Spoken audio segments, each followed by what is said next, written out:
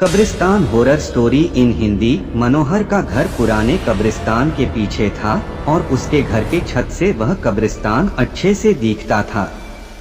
वह रोज उस कब्रिस्तान को पार करके ही अपने काम पर जाता था। मनोहर के दो बच्चे थे और दोनों बच्चे बड़े ही शैतान थे। बड़े बेटे का नाम रॉकी और छोटे बेटे का नाम विकी था। एक बार गर्मी की छुट्टियों में रॉकी और विकी की बहन सोनिया भी आई हुई थी। तीनों मिलकर रात के लगभग 12 बजे एक रूम में ट्रूथ और डेयर खेल रहे थे। रॉकी सोनिया से पूछता है कि तुम ट्रूथ लोगी या डेयर। सोनिया डेयर लेती है और पूछी है कि तुम लोग कुछ खतरनाक करने के लिए तो नहीं कहोगे ना।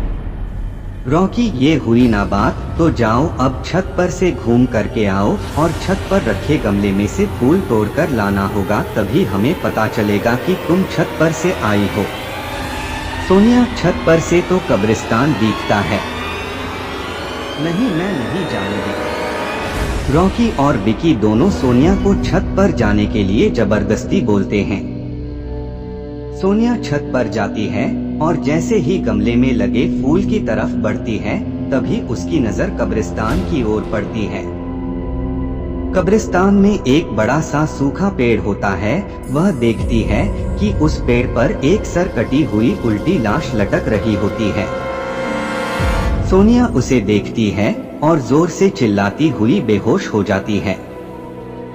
फिर जब सोनिया बहुत देर तक छत पर से नहीं लौटती है तो रॉकी और विकी दोनों डर जाते हैं और वह छत पर जाकर के देखते हैं तो पाते हैं कि सोनिया बेहोश पड़ी है। वो तुरंत मनोहर को बुलाते हैं और सारी बात बताते हैं।